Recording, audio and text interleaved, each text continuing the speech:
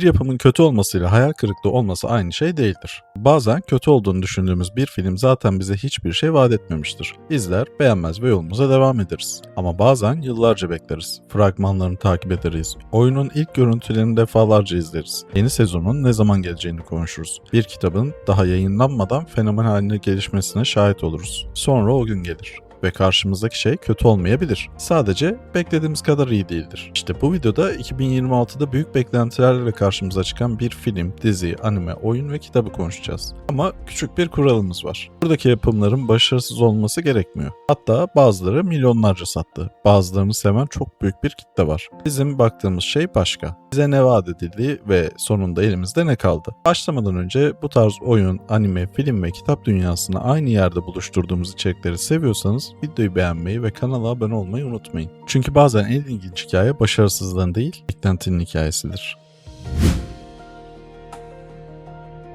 James Gunn ve Peter Safran'ın yeni DC evreni başladığında insanların en büyük beklentilerinden biri şuydu: DC artık geçmişte yaptığı hataları tekrar etmeyecek. Superman sonrasında sıradaki büyük sinema adımlarından biri de Supergirl olacaktı. Üstelik başrolde Millie Alcock vardı ve karakterin çok daha sert, çok daha öfkeli ve Superman'dan tamamen farklı bir kriptonlu olarak ele alınacağı fikri oldukça ilgi çekiciydi. Kağıt üzerinde malzeme vardı ama film vizyona çıktığında beklenen sıçrama gelmedi. Supergirl, Kuzey Amerika'da yaklaşık 38 milyon dolar, dünya genelinde ise yaklaşık 68 milyon dolarlık bir açılış yaptı. Yaklaşık 170 milyon dolarlık yapım bütçesi düşünüldüğünde bu rakamlar DC'nin yeni dönemi açısından oldukça ciddi bir hayal kırıklığı olarak değerlendirildi. Üstelik mesele yalnızca gişe de değildi. Film tamamen yerden yere vurulmadı. Onu sevenler de vardı. Fakat eleştirmenler tarafından ortaya çıkan karışık tablo, yeni DC evreninin Superman sonrasında sürekli yukarı doğru gideceği düşüncesini ciddi bir şekilde darbe vurdu. Ve bence Supergirl'ü bu listeye sokan şey tam olarak bu. Çünkü burada korkunç bir filmden değil, çok daha önemli olması beklenen bir filmden söz ediyoruz. Bazen başarısızlık yere çakılmak değildir.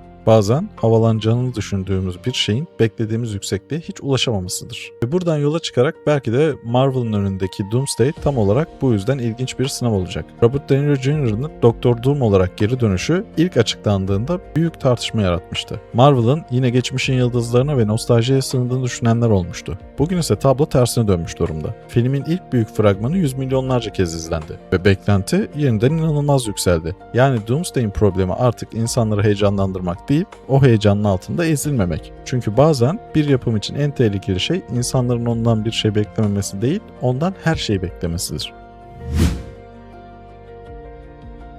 Bir dizinin sezonunu 4 yıl beklerseniz beklenti ister istemez büyüyor. Euphoria ikinci sezonunu 2022'de tamamladı. Aradan geçen zamanda Zendaya, Sydney Sweeney ve Jacob Elordi gibi oyuncuların kariyerleri bambaşka noktalara ulaştı. Dizinin kendisi ise neredeyse bir televizyon yapımından çok belirli bir dönemin popüler kültür simgelerinden birine dönüştü. Sonunda 3. sezon Nisan 2026'da geldi. Fakat ortada artık eski Euphoria yoktu. Hikaye lise yıllarını geride bırakmış, karakterleri yıllar sonrasına taşımıştı. Görsel olarak hala iddialıydı, oyunculuklar hala güçlüydü. Ama birçok eleştirmene göre dizinin parçaları artık birbirine oturmuyordu. Bugün 3. sezon eleştirmen platformlarına göre yalnızca %43 eleştirmen ve %38 izleyici puanında. Platformun eleştirmenlerinin ortak noktası da sezonun dağınık hikayelerinin güçlü oyuncu kadrosunu boşa çıkardığı yönünde. Eleştirenlerin ortak noktalarından biri de dizinin eskiden sahip olduğu tuhaf, stilize ama bir şekilde samimi gençlik hikayesinin yerine giderek daha fazla şok etmeye çalışan bir anlatının geçmiş olması. Ve burada çok temel bir problem ortaya çıkıyor. Bazı diziler o kadar uzun süre ortadan kayboluyor ki geri döndüklerinde yalnızca iyi bir sezon yapmak zorunda kalmıyorlar. İnsanların yıllardır kafasında yaşattığı diziyi de yenmek zorunda kalıyorlar. Euphoria belki hala aynı Euphoria'ydı ama izleyicinin beklediği Euphoria artık bambaşka bir şeydi.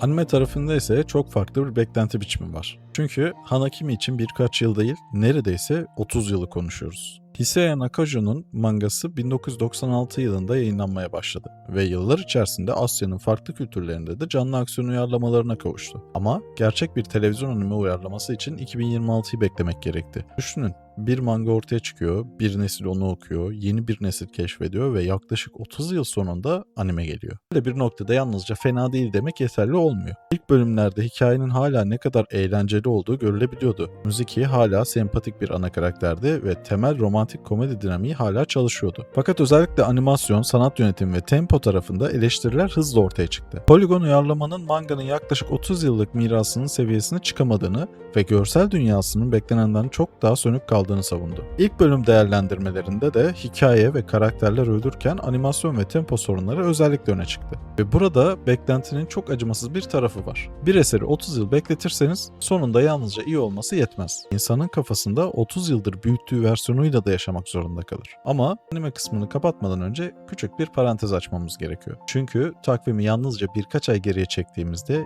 2025'te çok daha gürültülü bir hayal kırıklığı yaşandı. One Punch Man hayranları 3. sezon için yaklaşık 6 yıl bekledi. Üstelik sorun daha sezon başlamadan belliydi. İlk sezon anime dünyasında aksiyon animasyonunun referans noktalarından biri haline gelmişti. İkinci sezon ise stüdyo değişikliği sonrasında görsel kalite nedeniyle zaten eleştirilmişti. Dolayısıyla 3. sezonlarında tek bir görev vardı: eski ihtişamı yakalamak. Fakat 2025'in sonunda ortaya çıkan tablo bunun tam tersi oldu. Statik görüntüler, hareket etmek yerine kaydırılan kareler, aksiyon sahnelerindeki enerji eksikliği ve tutarsız animasyon sezon boyunca ağır biçimde eleştirildi. Sezon sonu değerlendirmelerinde 3. sezon staff döneminin en kötü ve en tutarsız animasyonuna sahip yapım olarak nitelendirildi. Tepkiler o kadar büyüdü ki tartışma artık yalnızca anime kalitesiyle sınırlı kalmadı. Yapım ekibine ve yönetmene yönelen tacizler de ayrı bir probleme dönüştü. Sektörden bazı animatörler de sorunun yalnızca staffa yüklenemeyeceğini, üretim komitelerinin de zaman ve kaynak kararlarının da hesaba katılması gerektiğini hatırlattı. Hanakimi de beklentinin ağırlığı 30 yıllık uyarlama bekleyişinden geliyordu. One Punch Man'de ise durum daha acımasızdı. Çünkü izleyicinin ne kadar iyi olabileceğini zaten görmüştü. Oyunun başında Game Freak adını gördüğümüzde aklımıza doğal olarak Pokemon geliyor. İşte bu nedenle Beast of Reincarnation ilk gösterildiğinde büyük merak yarattı. Game Freak bu kez Pokemon'dan tamamen farklı, karanlık bir dünyada geçen büyük ölçekli bir aksiyon RPG yapıyordu. Emma ve köpeği Ko'nun 4026 yılın post-apokaliptik Japonya'sındaki yolculuğu, Sekiro'yu andıran çatışmaları, görsel olarak Game Freak'ten alışık olmadığımız bir dünya. İnsanlar doğal olarak şunu sormaya başladı: Pokemon zincirinden kurtulmuş Game Freak gerçekten neler yapabilir? Oyun Ağustos 2026'da çıktı ve ilginç olan şu, ortaya çıkan oyun felaket değildi. Metacritic tarafından 70'lerin üzerinde kaldı. Atmosferini, dünyasını ve Emma ile Kao arasındaki savaş sistemini seven eleştirmenler de vardı. Ama oyuncu tarafında tablo sorunluydu. Steam değerlendirmeleri karışık seviyelere düştü. Teknik problemlerden hikaye temposuna, kamera sisteminden bazı oynanış tercihlerine kadar eleştiriler gelmeye başladı. Ve daha oyun çıkalı birkaç gün olmuşken yönetmen Kao Furushima, oyunun bazı bölümlerinin oyunculara yeterince keyifli bir deneyim sunmadığını kabul ederek özür diledi. Game Freak kısa süre içinde hikaye temposu ve teknik problemlere yönelik güncellemeler yayınlamaya başladı. Bence Beast of Reincarnation'ı ilginç yapan tam olarak bu. Çünkü ortada kötü bir oyun olmayabilir. Ama yıllarca Game Freak Pokemon dışında ne yapabilir diye bekledikten sonra cevabın aslında fena değil olması biraz acımasız geliyor. Bazen 10 üzerinden 7 almak kötü değildir. Ama insanların senden 9 beklediği yerde ve bunu yapabiliyorken 7 almak çok daha ağır hissettirebilir.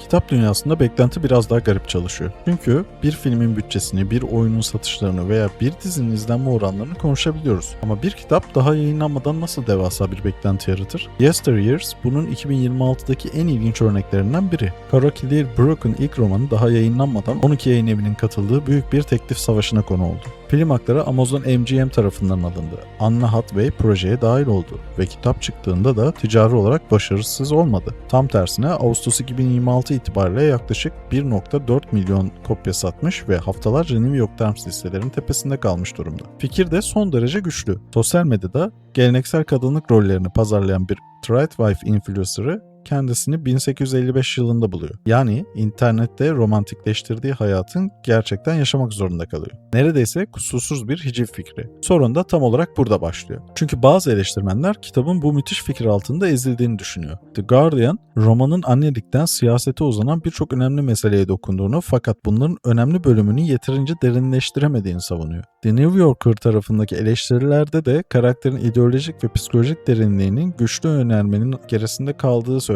Ve bu örnekler bize önemli bir şey gösteriyor. Bir kitap milyonlar satarak da beklentinin altında kalabilir. Çünkü satış başarısı ile bir fikrin bütün potansiyelini kullanabilmek aynı şey değil. Ama kitaplardan bahsederken burada da küçük bir virgül koymak gerekiyor. Çünkü yalnızca bir yıl geriye gidersek, hype'ın kitabın kendisinden bile büyük olduğu daha güçlü bir örnek var. 4. kanat yayınlandığında Empyrean serisi yalnızca popüler olmadı. Bir fenomene dönüştü. Ejderhalar, askeri akademi, romantizm ve fantastik dünyanın birleşimi özellikle BookTok sayesinde devasa bir kitleye ulaştı. İkinci kitap Demir Alev bu ilgiyi devam ettirdi. Dolayısıyla 3. kitap Onyx Fırtına geldiğinde beklenti artık normal değildi. Sonuç ilk haftadan 2.7 milyon kopya. Bu rakam onu yaklaşık 20 yılın en hızlı satan yetişkin romanı yaptı. Türkiye'de de Onyx Fırtına adıyla Olympus Yayınları tarafından yayınlandı. Yani ticari açıdan bakarsak burada başarısızlıktan söz etmek neredeyse komik. Ama eleştiriler başka bir şeyi işaret ediyordu. Seri büyüdükçe hikaye de büyümüş, okul merkezli daha tanıdık yapı yerine daha geniş bir dünyaya, siyasi çatışmalara ve giderek karmaşıklaşan fantastik terminolojiyi bırakmıştı. Bazı eleştirmenler Yaros'un bu geçişi taşımakta zorlandığını, özellikle diyalogların, romantizmin ve giderek genişleyen dünya kurulumunun aynı ölçüde güçlü olmadığını savundu. Ve burada çok garip bir denklem ortaya çıkıyor.